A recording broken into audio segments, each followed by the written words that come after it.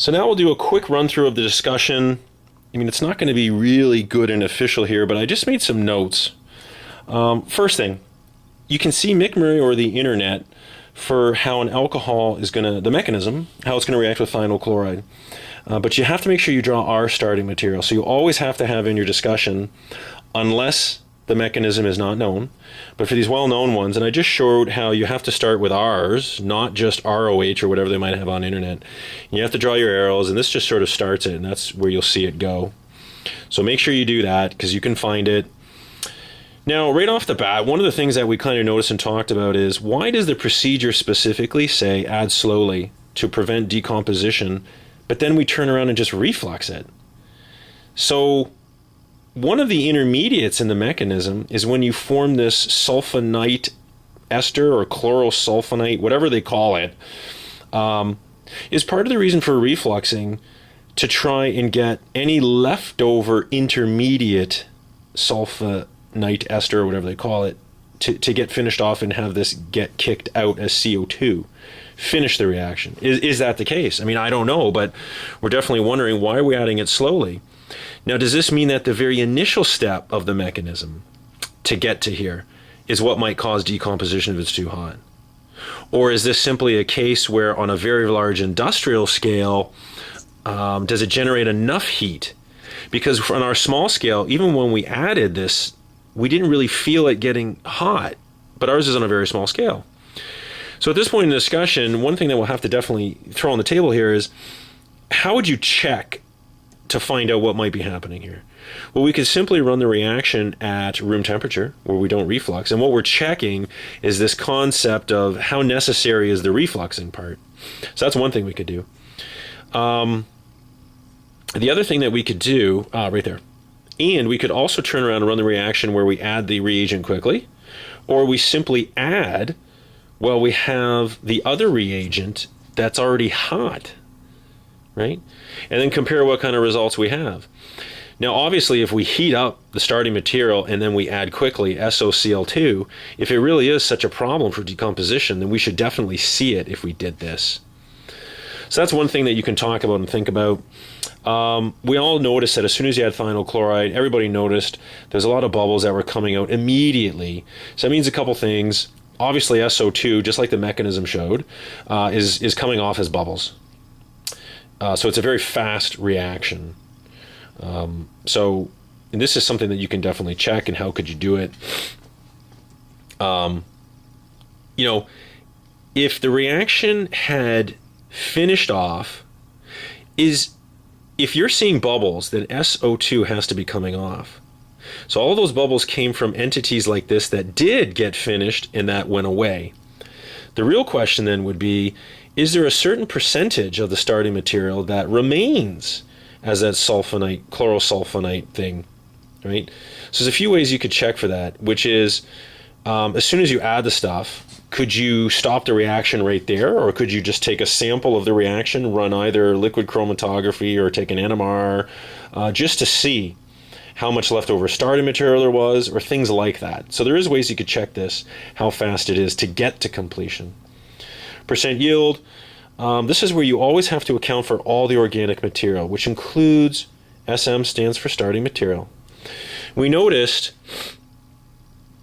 that the starting material, which is an alcohol, does it have some kind of solubility in your separatory funnel to be in the water? That's something that you can definitely check to see if it's soluble. The other way that we could check, accounting for any leftover starting material, is as soon as the reaction was done, inside the separatory funnel, because rotovapping later, some of our product actually gets sucked off into the rotovap itself.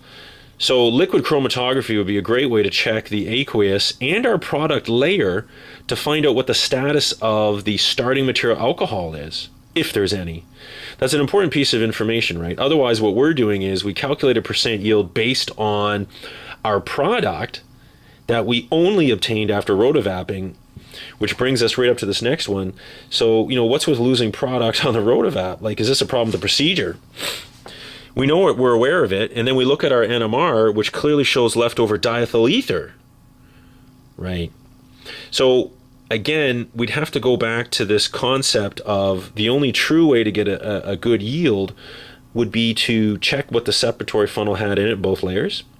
The other option is, if we did this on a larger scale, our product could separate pure and by itself without diethyl ether, and maybe we could separate it that way and get a better yield instead of losing some in the rotovap.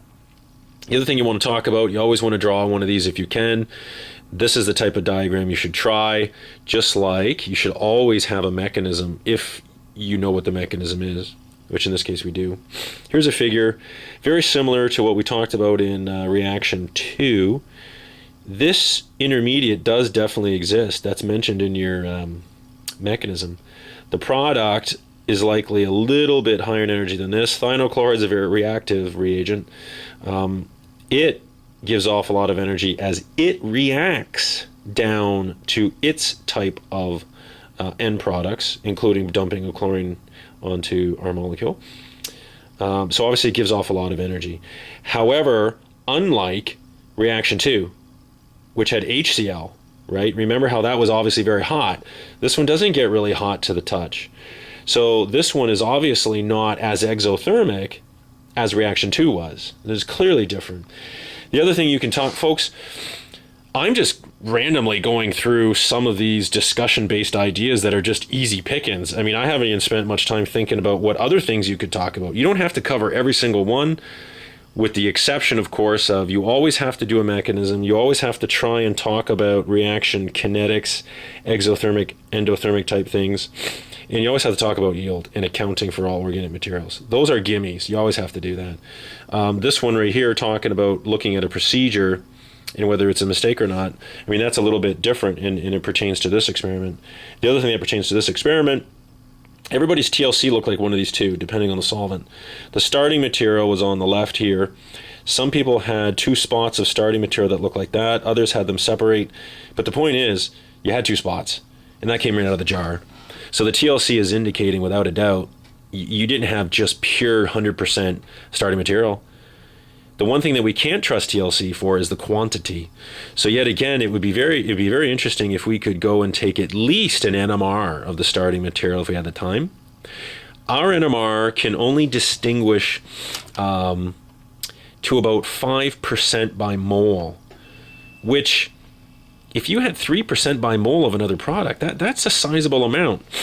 So the NMR, unless it's a lot of the 2 compounds, we might have to go to something like liquid chromatography to get a more accurate answer as to how much of this byproduct or contaminant is in there. And the other thing is, which one of these 2 peaks is the actual starting material? I myself don't know. So that's up to you guys to talk about a little bit and see what you come up with. So that is just a quick rundown of some of the discussion points and what you want to look at. And the other thing I want to add, I was thinking about this, a lot of people have said, why is it so hard to get 6 out of 6 on a discussion? And the one thing that, to be honest, when you're concisely writing a discussion, it's just like writing a scientific paper for publication. It's critical as to how well you actually word it. So for someone to very accurately talk about all these points, that in itself is not enough to get 6 out of 6. You can easily, if you covered all these very well, you easily get 5 or 5.5. But that last mark going up from 5 to 6 out of 6 is dedicated very much to how well you actually worded it. So it becomes a little bit more like English writing, so to speak. It has been done, and it is possible to get 6 out of 6, but if you want that, you have to actually start working on how well you've worded it and wrote your paragraphs.